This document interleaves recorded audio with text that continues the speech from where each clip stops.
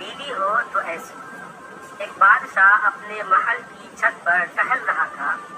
ٹہلتے ٹہلتے اس کی نظر محل کے نزدیک گھر کی چھت پر پڑی، جس پر ایک بہت خوبصورت عورت کپڑے سکھا رہی تھی۔ بادشاہ نے اپنے ایک باندی کو بلا کر پوچھا، کس کی بیوی ہے یہ؟ باندی نے کہا، بادشاہ سلامت، یہ آپ کے غلام فیروز کی بیوی ہے۔ بادشاہ نیچے اترا۔ بادشاہ پر اس عورت کے حسن و جمال کا سحر سا چھا گیا تھا۔ اس نے فیروز کو بلایا۔ فیروز حاضر ہوا تو بادشاہ نے اس سے کہا، فیروز، ہمارا ایک کام ہے، ہمارا یہ خط فلاں ملک کے بادشاہ کو دے آؤ اور اس کا جواب بھی ان سے لے آنا۔ فیروز اس خط کو لے کر گھر واپس آ گیا۔ خط کو اپنے تکیے کے نیچے رکھ دیا، سفر کا سامان تیار کیا، رات گھر میں گزاری اور صبح منزل مقصود پر روانہ ہو گیا۔ اس بات سے لاعلم کہ بادشاہ نے اس کے ساتھ کیا چال چلی۔ ادھر جیسے ہی فیروز نظر سے اوجھل ہوا، بادشاہ چپکے سے فیروز کے گھر پہنچا اور آہستہ سے فیروز کے گھر کا دروازہ کھٹکھٹایا۔ فیروز کی بیوی نے کہا، کون ہے؟ بادشاہ نے کہا، میں بادشاہ ہوں، تمہارے شوہر کا مالک۔ تو اس نے دروازہ کھولا۔ بادشاہ اندر آ کر بیٹھ گیا۔ فیروز کی بیوی نے حیران ہو کر کہا، آج بادشاہ سلامت یہاں ہمارے غریب خانے میں؟ بادشاہ نے کہا، میں یہاں مہمان بن کر آیا ہوں۔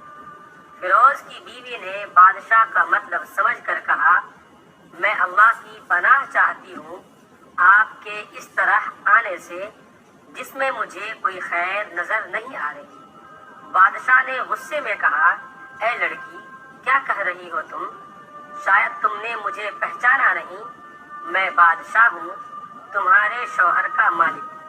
فیروز کی بیوی نے کہا، بادشاہ سلامت، میں جانتی ہوں کہ آپ ہی بادشاہ ہیں، لیکن بزرگ کہہ گئے ہیں، شیر کو اگرچہ جتنی ہی بھوک لگی ہو، وہ مردار تو نہیں کھانا شروع کر دیتا۔ اور کہا، بادشاہ سلامت، تم اس کٹورے میں پانی پینے آئے ہو جس میں تمہارے کتے نے پانی پیا ہے۔ بادشاہ اس عورت کی باتوں سے بڑا شرمسار ہوا اور اس کو چھوڑ کر واپس چلا گیا، لیکن اپنے چپل وہیں بھول گیا۔ یہ سب تو بادشاہ کی طرف سے ہوا۔ اب فیروز کو آدھے راستے میں یاد آیا کہ جو خط بادشاہ نے اسے دیا تھا وہ تو گھر پر ہی چھوڑ آیا ہے۔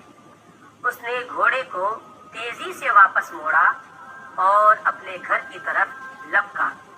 فیروز اپنے گھر پہنچا تو تکیے کے نیچے سے خط نکالتے وقت اس کی نظر پلنگ کے نیچے پڑے بادشاہ کے نالین یعنی چپل پر پڑی، جو وہ جلدی میں بھول گیا تھا۔ فیروز کا سر چکرا کر رہ گیا اور وہ سمجھ گیا کہ بادشاہ نے اسے سفر پر صرف اس لیے بھیجا تاکہ وہ اپنا مطلب پورا کر دے۔ فیروز کسی کو کچھ بتائے بغیر چپ چاپ گھر سے نکلا۔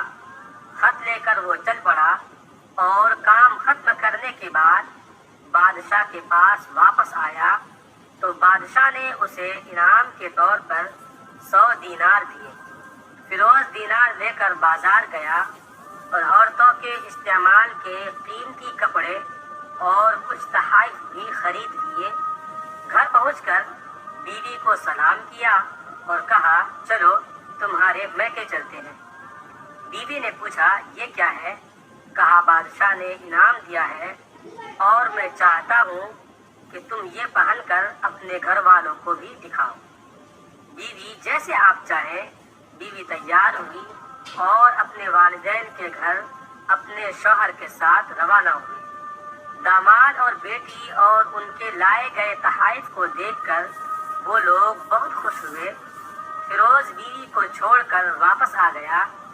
1 مہینہ گزرنے کے باوجود نہ بیوی کا پوچھا اور نہ اس کو واپس بلایا۔ پھر کچھ دن بعد اس کے سالے اس سے ملنے آئے اور ان سے کہا، آپ ہمیں اپنی بہن سے غصے اور ناراضگی کی وجہ بتائیں یا پھر ہم آپ کو قاضی کے سامنے پیش کریں گے۔ تو اس نے کہا اگر تم چاہو تو کر لو، لیکن میرے ذمے اس کا ایسا کوئی حق باقی نہیں جو میں نے ادا نہ کیا ہو۔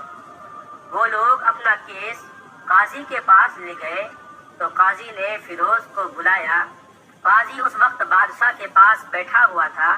لڑکی کے بھائیوں نے کہا اللہ بادشاہ سلامت اور قاضی صاحب کو صحیح سلامت رکھے۔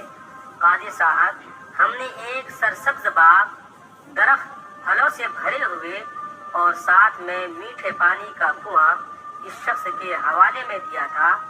اس شخص نے ہمارا باغ اجاڑ دیا، سارے پھل کھا لیے، درخت کاٹ لیے اور کنویں کو خراب کر کے بند کر دیا۔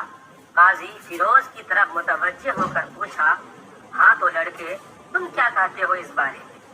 فیروز نے کہا قاضی صاحب، جو باغ مجھے دیا گیا تھا وہ اس سے بہتر حالت میں نے اسے واپس کیا ہے۔ قاضی نے پوچھا کیا اس نے باغ تمہارے حوالے ویسی ہی حالت میں واپس کیا ہے جیسے پہلے تھا؟ انہوں نے کہا ہاں، ویسی ہی حالت میں واپس کیا ہے، لیکن ہم ان سے باغ واپس کرنے کی وجہ جاننا چاہتے ہیں۔ قاضی نے کہا ہاں فیروز، تم اس بارے میں کیا کہنا چاہتے ہو؟ فیروز نے کہا قاضی صاحب، میں باغ کسی بغض یا نفرت کی وجہ سے نہیں چھوڑا، بلکہ اس لیے چھوڑا کہ ایک دن جب میں باغ میں آیا تو اس میں نے شیر کے پنجوں کے نشان دیکھے تو مجھے خوف ہوا کہ شیر مجھے کھا جائے گا۔ اس لیے شیر کے اکرام کی وجہ سے میں نے باغ میں جانا بند کر دیا۔ بادشاہ جو ٹیک لگائے ہوئے یہ سب کچھ سن رہا تھا اٹھ کر بیٹھ گیا اور کہا فیروز، اپنی باغ کی طرف امن اور مطمئن ہو کر جاؤ۔ اللہ کی قسم، اس میں کوئی شک نہیں کہ شیر تمہارے باغ آیا تھا، لیکن وہ وہاں پر نہ تو کوئی اثر چھوڑ سکا اور نہ کوئی پتا توڑ سکا اور نہ ہی کوئی پھل کھا سکا۔ وہ وہاں پر تھوڑی دیر رہا اور مایوس ہو کر لوٹ گیا، اور خدا کی قسم میں نے کبھی تمہارے جیسے باغ کے گرد لگے مضبوط دیواریں نہیں دیکھی۔ فیروز اپنے گھر لوٹ آیا اور اپنی بیوی کو بھی واپس لے لیا۔